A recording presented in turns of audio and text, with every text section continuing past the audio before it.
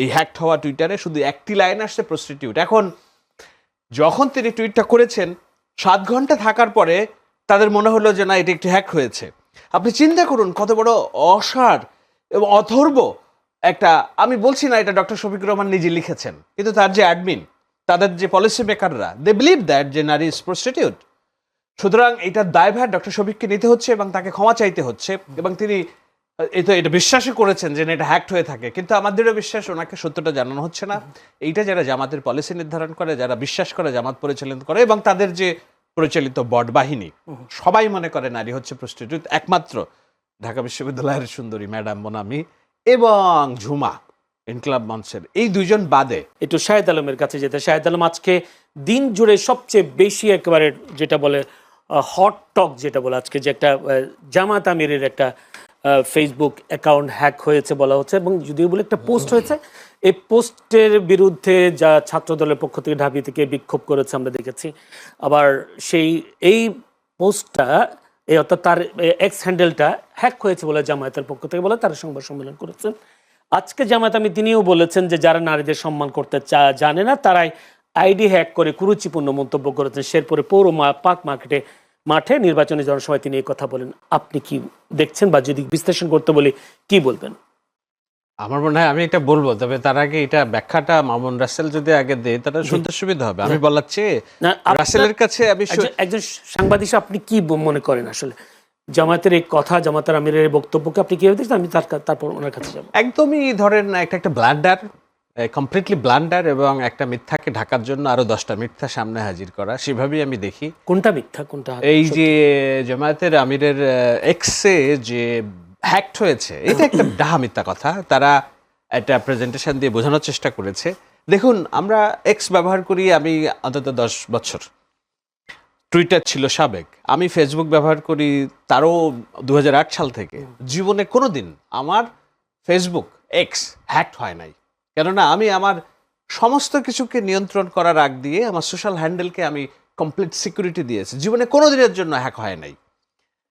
তো প্রশ্ন আসতে পারে যে আপনার সোশ্যাল এই গরম সময়ে যদি আপনার সোশ্যাল হ্যাকড হয়, আপনি যদি আপনার সোশ্যাল মুখপাত্রকে সুরক্ষা না দিতে পারেন, তাহলে আপনি কিসের নেতৃত্ব দেওয়ার কাজ করছেন, তাই না? এটা কমপ্লিটলি একটা মিথ্যা কথা। এই কারণে যে আপনার যদি এক্স হ্যাক হয় তাহলে আপনাকে ন্যূনতম 2 দিন থেকে 7 দিন পর্যন্ত অপেক্ষা করা লাগতে পারে এটাকে রিকভার করার জন্য, প্রথম কথা। দ্বিতীয় কথা হচ্ছে, যখন আপনি টুইটারকে ইমেইল করবেন যে না আমার এটা হ্যাক হয়েছে, আমার এইটার অন্য কেউ চেষ্টা করছে, তারা একটা ফিরতি ইমেইল পাঠাবে আপনাকে, একটা ওটিটি পাঠাবে আপনাকে, যে ওটিটি পাঠাবে এবং আপনি রিয়েল এটার মালিক কিনা সেটা তারা ক্রস ভেরিফিকেশন করবে, চেক করবে, দেন আপনি এটা পাবেন। ইটস নট লাইক যে একটা ফিশি ইমেইলে দিয়ে দিলাম আর 11 জানুয়ারি না কত জানুয়ারি মনে হয় যে ফিশি ইমেইলটা আসছে, আপনি আজকে খুললেন, এটা হ্যাকড হয়ে গেল। মোদ্দা কথা হলো, যার মনে যা ফাল দিয়ে ওঠে তা। জামায়াতের আগের দিন এক নেতা বলছেন যে ঢাকা বিশ্ববিদ্যালয় ডাকসুর আগে বেশ্যাখানা ছিল। সাংবাদিক নুরুল কবির অভিযোগ করেছেন যে আমার মা মরে যেয়ে ভালো হয়েছে, কেননা আমার মৃত মাকেও বেশ্যা বলে গালি দেয় এই জামায়াত ইসলামের কর্মী সমর্থকরা। শফিকুল ইসলাম মাসুদ একটা পোস্ট শেয়ার করেছেন ওই টুইটারের স্ক্রিনশট নিয়ে, জামায়াত নেতা, যে আমিরে জামায়াতের সাথে আমি সম্পূর্ণভাবে একমত, আমাদের বেশি বাড়াবাড়ি করার দরকার নাই, ঘটনার পরম্পরাগুলো দেখেন। এবং আল জাজিরাতে যেই সাক্ষাৎকার দিয়েছেন আমিরে জামায়াত, তার একটা লাইন বাইরে তিনি ওই টুইটারে আসে নাই, শুধু একটা শব্দ এসছে, it's another form of prostitution. অর্থাৎ নারীকে জামায়াত ইসলামী মনে করে যারা প্রস্টিটিউট, যারা বাইরে আসে কাজ করতে, তার মনে এইটা, সুতরাং ফাল দিয়ে উঠবে এটাই। তার পক্ষে যারা বয়ান উৎপাদন করে সোশ্যাল মিডিয়াতে, আমি নাম ধরে বলতে পারি কিন্তু তাতে আপনার চাপ আসবে, তারা প্রত্যেকটা নারীকে মনে করে খাট যোদ্ধা, তারা মনে করে যে এটা গনিমতের মাল। সো এই যে মনস্তত্ত্ব, এটা জামাত ইসলামের রক্তে মগজে, তারা নারীকে এই চোখে দেখে। এবং বললাম তো, ডক্টর শফিকুর রহমান যেই সাক্ষাৎকার দিয়েছেন আল জাজিরাতে, তার বাইরে একটি লাইন আসে নাই এই হ্যাকড হওয়া টুইটারে, শুধু একটি লাইন আসছে প্রস্টিটিউট। এখন যখন তিনি টুইটটা করেছেন 7 ঘন্টা থাকার পরে তাদের মনে হলো যে না, এটা একটি হ্যাক হয়েছে। আপনি চিন্তা করুন কত বড় অসার এবং অথর্ব একটা। আমি বলছি না এটা ডক্টর শফিকুর রহমান নিজে লিখেছেন, কিন্তু তার যে অ্যাডমিন, তাদের যে পলিসি মেকাররা দে বিলিভ দ্যাট যে নারী ইজ প্রস্টিটিউট। সুতরাং এটার দায়ভার ডক্টর শফিককে নিতে হচ্ছে এবং তাকে ক্ষমা চাইতে হচ্ছে, এবং তিনি এটা বিশ্বাসই করেছেন যে এটা হ্যাক্ট হয়ে থাকে, কিন্তু আমাদেরও বিশ্বাস ওনাকে সত্যটা জানানো হচ্ছে না। এইটা যারা জামাতের পলিসি নির্ধারণ করে, যারা বিশ্বাস করে, জামাত পরিচালিত করে এবং তাদের যে পরিচালিত বট বাহিনী, সবাই মনে করে নারী হচ্ছে প্রস্টিটিউট। একমাত্র ঢাকা বিশ্ববিদ্যালয়ের সুন্দরী ম্যাডাম মোনামি এবং ঝুমা ইনকলাব মঞ্চের এই দুইজন বাদে আর সব নারী তাদের কাছে একই, খাটযোদ্ধা, prostitute. That's very disrespectful, very frustrating, and this is complete, this is disgusting. But আমি খুশি যে এটার বিরুদ্ধে সারা দেশে প্রতিবাদ হয়েছে, গার্মেন্টস শ্রমিকরা রাস্তায় নেমে এসেছে, ঢাকা বিশ্ববিদ্যালয়ের শিক্ষার্থীরা রাস্তায় নেমে এসেছে। জামায়াত ইসলাম আজ করতে পেরেছেন যে ব্লান্ডারটা কোথায়, তারা সরাসরি ক্ষমা চেয়েছেন। সুতরাং আমার মনে হয় না এটা আর বাড়বে খুব বেশি, কিন্তু 2 টাকা দামের মুরগি গেল, শিয়ালের মন্ত বোঝা গেল, প্রবাদ আছে না?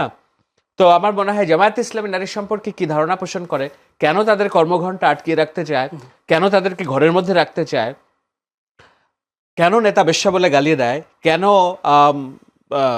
যারা তাদের বিরুদ্ধে আচরণ করে রাজনৈতিক পলিসির, ইনক্লুডিং মি, যে একটা নুরুল কবির সাংবাদিক সবার মা বোনকে বেশ্যা বলে গালি দেয়, এটা হলো তাদের রাজনীতি এটা। এবং আমার মনে হয় রাসেল, আল মামুন রাসেলদেরকে একটু কাজ করতে হবে এই জায়গা থেকে বেরিয়ে আসার জন্য। আমার একটা প্রশ্ন, যে ঢাকা ইউনিভার্সিটির সবগুলো কিছুতে একজন ছাত্রী কি ভোট দিয়েছেন, অন্য ছাত্রীরা ভোট দেননি? শিক্ষার্থীরা কোথায়?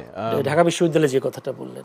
না, আমি বলছি পাবলিক প্লেসে যারা লেখালেখি করেন তাদের মধ্যে ইনকলাব মঞ্চের ঝুমা, যে ডাকসু ধরে লড়ছে, এবং শিক্ষিকা মনামি, এই দুইজনকে ছাড়া আর কাউকে শিবির শ্রদ্ধার চোখে দেখে না। এই দুজনকে নারী মনে করে, বাকি সবাইকে মানে এটা জেনেও তারপরে ঢাকা বিশ্ববিদ্যালয় তাদেরকে ভোট দিয়েছে। এখন আমি ঢাকা বিশ্ববিদ্যালয়ের ভোট নিয়ে ব্যাপক স্কেপটিক্যাল। না যেহেতু তুললে ধন্যবাদ, আমি স্কেপটিক্যাল। এবং ওটা তো ঢাকা বিশ্ববিদ্যালয়ে যারা সংসদে নির্বাচিত হয়েছে তন্নি থেকে আরো অনেকেই, তারা তো প্রকাশ্যে এটার কথা বলছে যে it's a different character, different look. এখন আপনি আজকে সামান্তা শারমিন একটা পোস্ট শেয়ার করেছে, আপনি দেখেছেন কিনা, যে সব হচ্ছে ভেড়ার পাল, কিন্তু মাঝখানে ভেড়ার মুখোশ পড়ে আছে একটা নেকড়ে। তো সে বলছে যে আসলে আমরা সবাই মনে করেছি এটা নিষ্পাপ ভেড়া, কিন্তু ভেড়ার ভিতরে নেকড়ে দাঁড়িয়েছে। মিন করেছে জামায়াত ইসলামিক শিবিরকে যে এরা যে ভালো মানুষই নিয়ে এসেছে সামনে, আসলে এরা ভালো মানুষ না, যখন সময় আসবে এদের নেকড়ে চেহারাটা বেরিয়ে আসবে। এবং সেটা নির্বাচনের আগে একটু বেরিয়ে আসছে মনে হয়, মানে তারা অসচেতন ভাবে বের করেছে।